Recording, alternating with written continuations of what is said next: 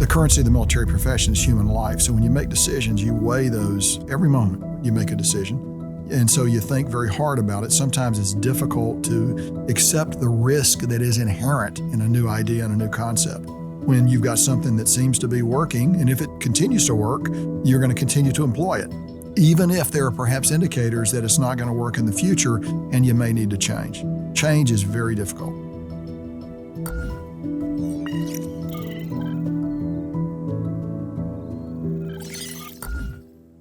Good day, everyone, and welcome to another episode of What's Really Happening. I'm Dr. Tad Schnoffer, the Strategy and Research Manager here at the Global and National Security Institute at the University of South Florida.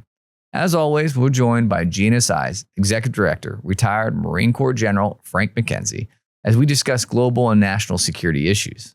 Today, on Episode 3 of the Studies of Generalship series, titled Failing to Adapt, we will begin with a quote from a Mark Halprin novel, and the quote reads, "Anticipation is the heart of wisdom." Using that insightful dialogue, we will begin the discussion about how a commander must be able to adapt and anticipate throughout the course of a war. We also discuss why military organizations are inherently conservative and how it takes a decisive commander to overcome this inertia. General McKenzie will analyze the cases of Admiral Bill Halsey, General Lesley McNair, and General Jacob Devers throughout the course of World War II to highlight these key aspects. Welcome to Episode 3, General. Tad, it's always great to be with you. So let's pick up where we left off in the last conversation, where we were talking about Mark Halprin's novel, a quote from one of his novels, "Anticipation is at the heart of wisdom." Mark Halprin's a great writer, and his book, A Soldier of the Great War, is one of the finest war novels ever written. I strongly recommend it. But what he talks about with his phrase is anticipation. It's easy to be good and to deal with today's problems, but genius is the ability to see beyond today's problems, to recognize that things that work today may not work tomorrow and may require changes. It's very hard to do that in business. It's even harder in the military because people's lives are directly in play. You have techniques that seem to work for you just fine now, and so you're keeping your people alive, you're accomplishing the mission, and yet tomorrow circumstances may change and require you to adopt new methods. It's very hard to do that in a military setting. Often change has to be imposed externally, and those who can recognize and make the leap are the true geniuses of the profession. They're very good people that are able to fight today's battles that can't think about tomorrow's fight at the same time. And that's sort of the difference, I would argue, between a true generational leader and someone who's not. Right. So it's important for a commander to understand that relationship between anticipation and then adaptation. So anticipation means you might have to actually adapt. You can't keep your current. That's right. So, one of the things that we see often with militaries is they tend to kind of be conservative in nature inherently. They don't change that often. Why is that the case? Why aren't militaries in general able to adapt? The currency of the military profession is human life. So when you make decisions, you weigh those every moment you make a decision. And so you think very hard about it. Sometimes it's difficult to accept the risk that is inherent in a new idea and a new concept. When you've got something that seems to be working, and if it continues to work, you're going to continue to employ it, even if there are perhaps indicators that it's not going to work in the future and you may need to change. Change is very difficult. Right. So even if you can anticipate it, you might not want to take the risk of changing what you're currently doing if you're a commander. Yeah, you're exactly right. So as we look at that, how do generals and admirals then actually implement change and start anticipating upcoming problems? So why don't we take an example? Sure. That may be the best way to actually have this discussion. And the example I always use when I talk about this is Fleet Admiral Bill Halsey, William F. Halsey, one of the great leaders of the U.S. Navy in the Second World War, a true American hero. And I would argue a person who did not successfully adapt to change over the course of the Second World War. And so let me make my case and we'll sort of lay it out.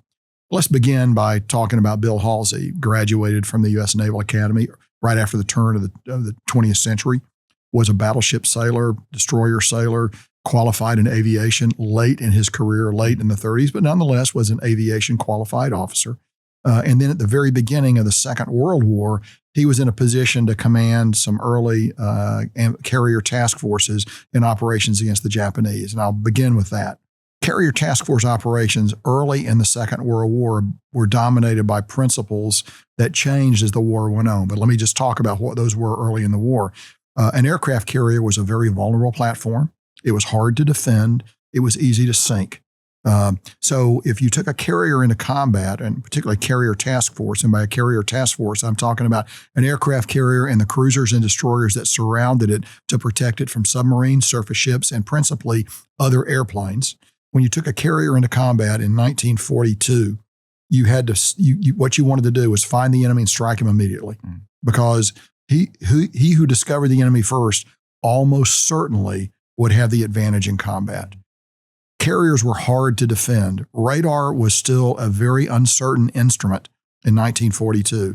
It was, we had it. The Japanese did not have it nearly to the degree that we did, but even our own radar was not particularly useful in coordinating the defense of a carrier. And by that, I mean in locating enemy airplanes flying toward you, determining their altitude, and being able to vector defending airplanes to get after them. It was hard to do in 1942. So carriers were vulnerable. So a carrier commander, and Halsey was that carrier commander in 1942, among others, but we're going to talk about Halsey. You went to sea, you tried to find the enemy, and you struck him as quickly as you could. And you continued to strike. It was an offensive, you had to think offensively. That was, again, a factor of the inability to defend the carrier. It was also the fact that the Japanese had airplanes with longer range than us. The Zero was a longer range platform. Their torpedo and dive bombers both had longer range than our similar platforms. So the Japanese could strike from a longer range than us. Now, over time, from 1942 to 1944, our airplanes got much better. We replaced our airplanes with better fighters, better torpedo bombers particularly, and the dive bomber was pretty good, but got a little bit better. But the Japanese were not able to replace those aircraft. They kept flying the ones they had. But I guess the takeaway, the point I'm making here, Ted, is what worked in 1942 for Bill Halsey, and it worked very well. It worked in the carrier raids he executed. Of course, he's also responsible for taking Hornet and to launch the attack on Tokyo with Billy Mitchell's B-25s. All of this was the offensive employment of carriers in a situation where defense was very hard. He learned that lesson very well, and perhaps too well as the war developed. So what happens, Tad, is this. He then actually is promoted and becomes the commander of all forces in the Southwest Pacific. This was an attempt to buck up a command structure that after the Marines went ashore in August 1942 was not supporting them very well. The Marines were fighting really hanging on by their fingernails. It's an ugly little island at the bottom of a chain of islands that we call the Slot, which was a long maritime channel that went up to the north towards where the Japanese were based. But the Japanese would come down. They actually, over the course of August and September, established local sea control superiority around Guadalcanal. At night, the Japanese owned the water. In day, it was contested. Our carriers danced against their carriers, but carrier operations, this is not Halsey now. He's out of the fight. Frank Jack Fletcher and some other commanders who were very conservative in protecting U.S. carriers, would not engage with the Japanese decisively. During the day, what you had was a stasis that developed between our carriers, their carriers, and the nascent air power that was building on Guadalcanal, the Marines, called Cactus, the Cactus Air Force at Henderson Field. The Japanese came down and attacked the U.S. Navy in the Battle of Savo Island. The worst defeat the U.S. Navy probably has ever suffered tactically. U.S. cruisers were lost, the Vincennes, the Quincy, the Astoria. Chicago was damaged. The Japanese, had they pressed the attack, might have had the opportunity to do away with the beachhead. But as another Japanese commander would do later in the war, despite winning the tactical fight, they did not exploit it. They went back north. They were worried about being discovered at daylight too far down the Slot and vulnerable to aviation. It was a call that probably looked okay at the time. History has looked very bad. But nonetheless, what you see develop there is a situation where strong leadership at the theater level was absent. Nimitz sent Halsey down there to fix the problem. He was an aggressive man. He went there, and I would argue that his actions early on, after he took command of the Southwest Pacific area, was probably his finest hour. He bucked the Marines up on Guadalcanal. He convinced the surface Navy that they could fight and win in the dark waters off Guadalcanal. and he forced his carriers to fight. Now, the Navy lost some of those battles, and they won some of those battles. But when it was all said and done, the Imperial Japanese Navy lost the campaign because we first of all, we had more equipment and ultimately better equipment that we were able to put into the fight, and we were able to stand and stand as equals and give as good as we got. And a lot of that is due to the energy of Bill Halsey. And so I would argue that's his finest hour.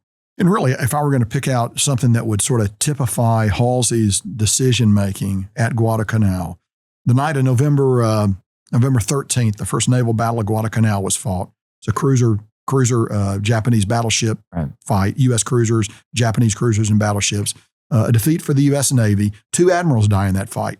And the next night, and this is true courage, Halsey orders 2 U.S. battleships into the close waters off Guadalcanal, what's known as the Second Naval Battle of Guadalcanal. The Washington and the South Dakota go in, and the Navy did not, the surface Navy did not want to hazard capital ships in those narrow waters. They were rightly concerned about the Japanese superiority of torpedoes, Japanese superiority in night fighting, but Halsey knew if he was going to hold on to the beachhead, he had to contest those waters. So we put 2 battleships in under a brilliant battleship commander, a guy named then Rear Admiral Lee. Ching Lee was his nickname in the Navy was Ching Lee. Just a great guy, went in, fought, sank the Kirishima. U.S. battleships got beat up a little bit, but it was a decisive defeat for the Imperial Japanese Navy.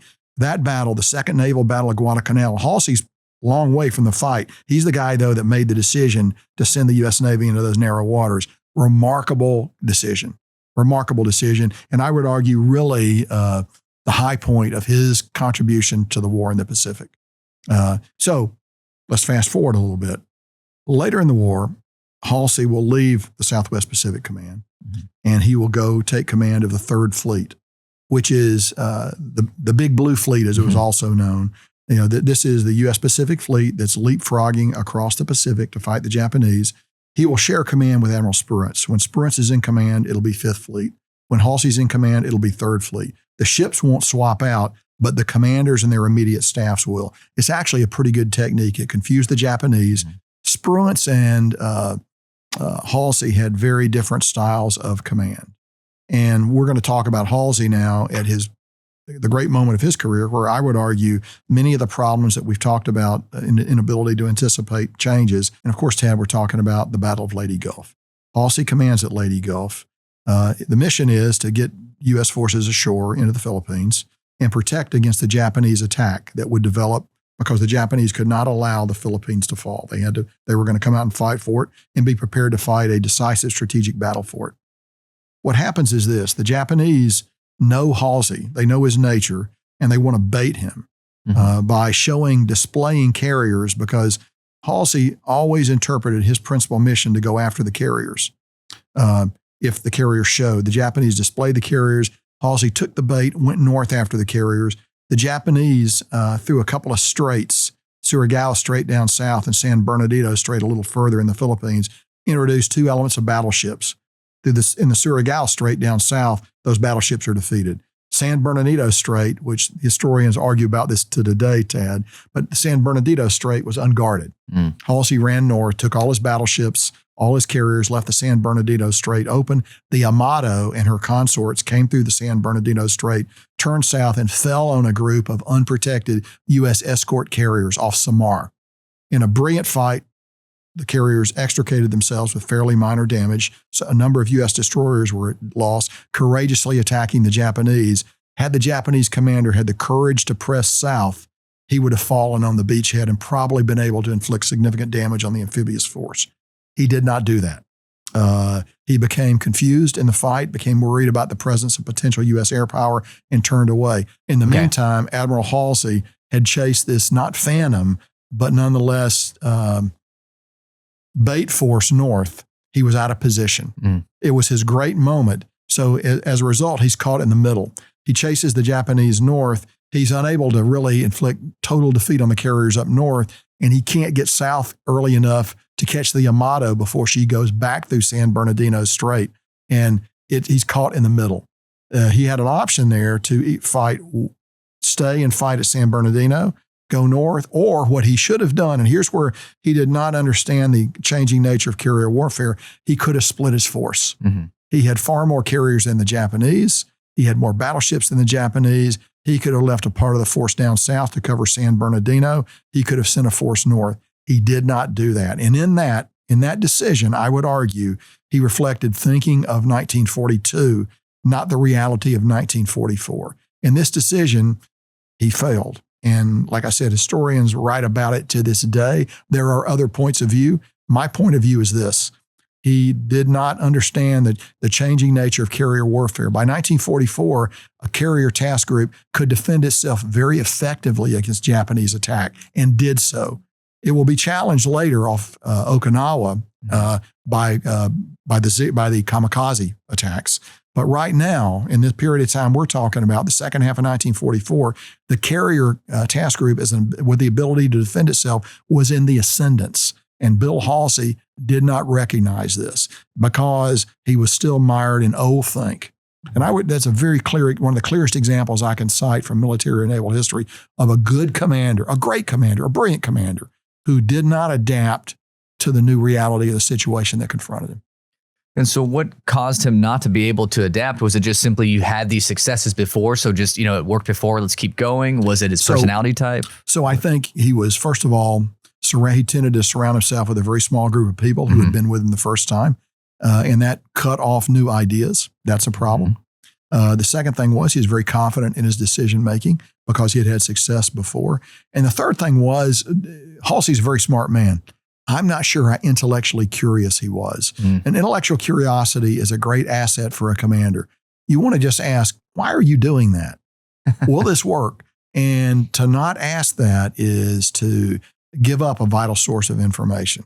Look, I mean, the Navy, very proud of Bill Halsey. He's a great commander, but I think even the Navy recognized that in Lady Gulf, we saw some of his shortcomings. So there are some other comparisons about history we can use to see this failure to adapt and then ability to adapt? Sure, Ted. So let's change gears completely. Sure. We've talked about the Western Pacific. Now let's talk about the U.S. Army in the Second World War, and let's talk about the way the Army built itself to fight the Germans. And so now we're talking about the U.S. Army of the late 1930s. It was a small constabulary force that then grew in a period of a couple of years to several million men. It's a stunning growth. The guy ultimately responsible for that's the organizer of victory, George C. Marshall. But we're going to go down below the level of General Marshall, and we're going to talk about a guy named General McNair, Lesley J. McNair. If you go to Washington, D.C. today, inside Washington, there's a Army base named Fort Lesley McNair. He was a famous guy in the Army in his day, almost forgotten now, but we'll talk about, he did a lot of great things for the Army. He commanded Army ground forces in the Second World War. What was that?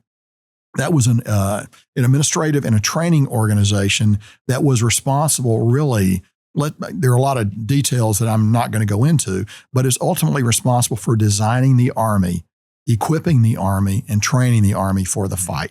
Didn't fight the Army. That was done by commanders like Eisenhower and other commanders forward. But the man who decided what the infantry division should look like, what the tank division should look like, was largely Lesley McNair. And he was, I think, in large measure successful. But there was one area where we're going to concentrate where I think he failed to anticipate. And that was in his vision of how the Army would defeat enemy tanks. Lesley McNair had a cavalry background. He wanted his forces to be light. He always went for a light solution when he looked at what the division should look like. The division should be as light and lean as possible. It should get resources from the corps that sat above it if it needed to fight if it needed additional resources. And he had a vision that when it came to defeating enemy tanks, and by now everyone's looking at the Germans, you didn't use tanks to fight tanks. Instead, you fought tanks with tank destroyers. And look, to people today, this is a totally alien concept. Let me tell you, in 1940, 1939, 1940, 1941, 1942, this was a very alive argument inside the Army. The idea was that U.S. tanks would support infantry, but would also exploit, attack, breakthrough. But when it came to defending against enemy tanks, it would be done through a combination of anti-tank guns on the ground, and then tank destroyers, vehicles that would be designed to do nothing but fight other tanks. So what you would have then was an infantry division in the defense against enemy tanks would have some tank destroyers organic to it, would request others from corps to come down if that were necessary. And that produced a line of tracked vehicles that were not tanks, but were rather tank destroyers. And the conceptual split between the tank and the tank destroyer was something no other military considered. The British didn't consider it. The Germans didn't consider it. But we considered it because we wanted our main battle tanks to be light. It led to the M4 Sherman, which was adequate, with a small a, an adequate tank for the Second World War. At least the third, fourth, or fifth best tank of the war. Certainly no better than that, maybe lower than that. But it was a light tank, and it was a very mechanically reliable tank, and it was a fast tank. Initial versions of the Sherman tank had a short barrel gun. Ultimately, later in the war, a long barrel gun was used, and it was much more effective. But the Sherman was not a particularly effective tank against German tanks. The idea was your tank destroyer, your M10, a tank destroyer, was going to do that work for you. Well, as we got into Europe, we found it did not work. Commanders didn't want to have to think about racing tank destroyers to fight enemy tanks. They wanted to employ our own tanks against them. So what happened was the view on the ground became different than the view back at Army ground forces. And over time, another champion emerged, a guy named General Jake Devers, who was commander of the Armor Center, commander of the Army Armor Force.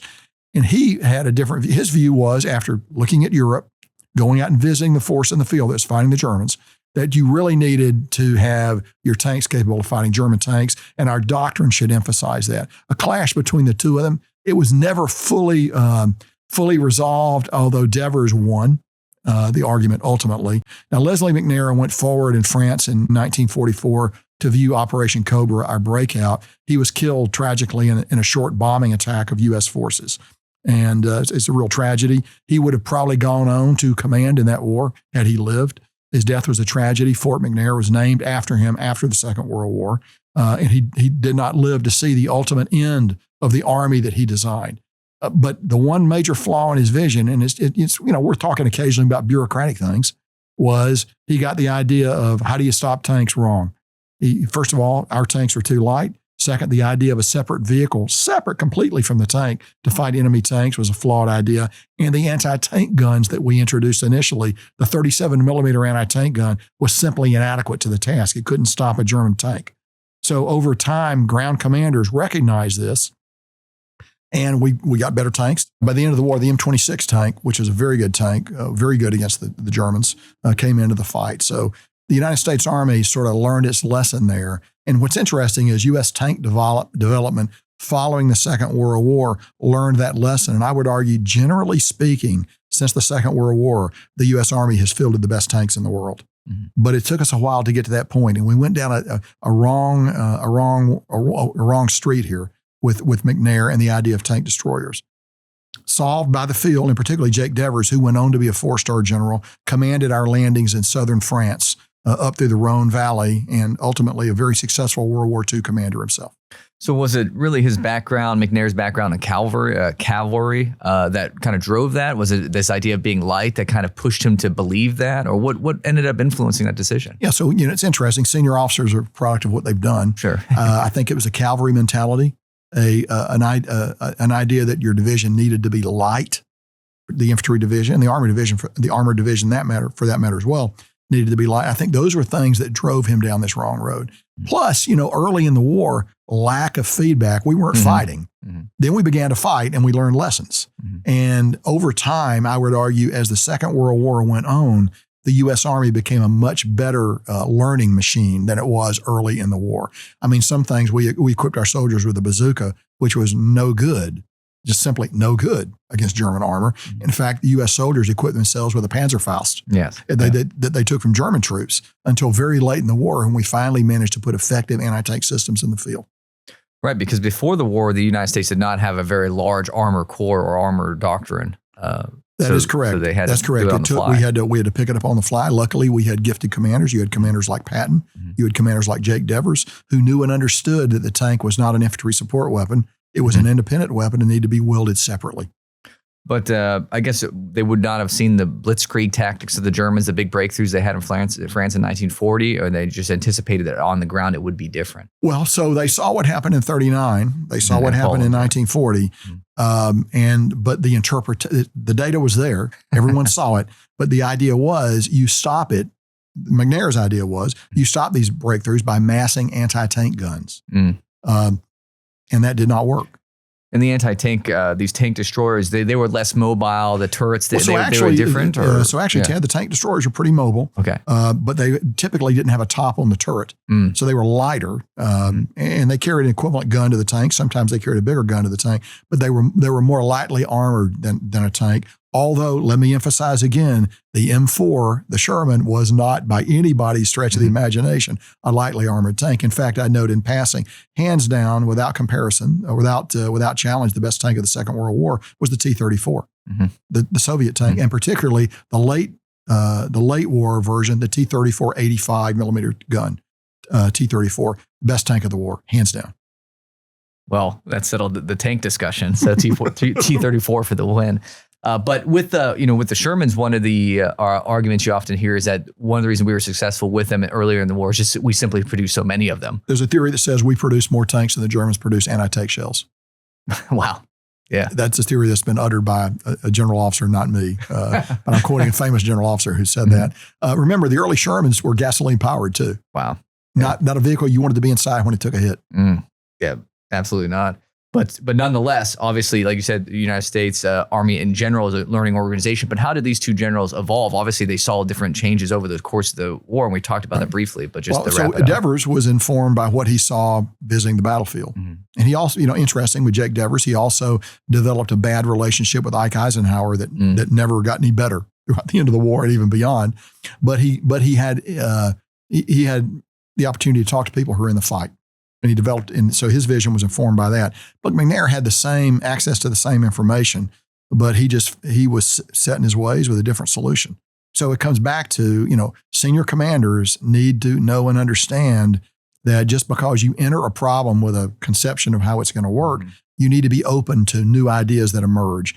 I think McNair was reluctant to accept these new ideas. Now, look, he died before the war was over, so we don't know what would have happened towards the end of the war. Although in 1944, pretty advanced combat by then, and he had effectively lost on the tank destroyer argument by that time. So is it tradition? What's the thing that's holding back the commanders? We talked a little bit about experience, obviously, and your background is going to, put a lens on how you approach a topic. But is there some other things within the military, perhaps, or in a general officership career? I think Tad, generals develop sort of mental models, how they see a problem, informed by their past experiences. Here's the thing. Those are past experiences. All right. And you need to be open to new experiences. The art of successful generalship, Tad, really is look at the problem, try to see what are the key things. Are there 10 or 15 key things here? How do you measure those key things? How are you going to affect those key things? How do you measure change? How's that change going to be reported to you daily, weekly, hourly, minute by minute? And how you set up that kind of organization is how your staff will address the problem. And so that becomes very important. Some of that is quantitative. An element of it is always going to be qualitative. The kingfisher flash, if you will. Absolutely. And we discussed that in an earlier episode. So how can you tell on the whole if a leader's able to adapt and anticipate or not? Is it because obviously you're going to miss something or something's not going to happen according to plan, but how do you observe that? How does history look on these generals? Right. Well, in baseball, if you hit 1 of 3, you're going to go to the Hall of Fame. Right. So you're going to be misses. And the thing is, particularly as leaders come up, you have to allow them to take strikes. They're going to have some hits. They're going to hit some easy pop-ups. But senior leaders have got to encourage experimentation. Senior leaders have got to encourage people who think outside the box, who see different paths going forward. Very hard to do in the U.S. military because it runs very against our conservative streak. But nonetheless, it's the only path forward. And that's one of the issues that constantly goes with the military in general is that we're always preparing to fight the last war. You hear this. That's an oversimplification. But you're right. We always hear it. I think we're a little better than that.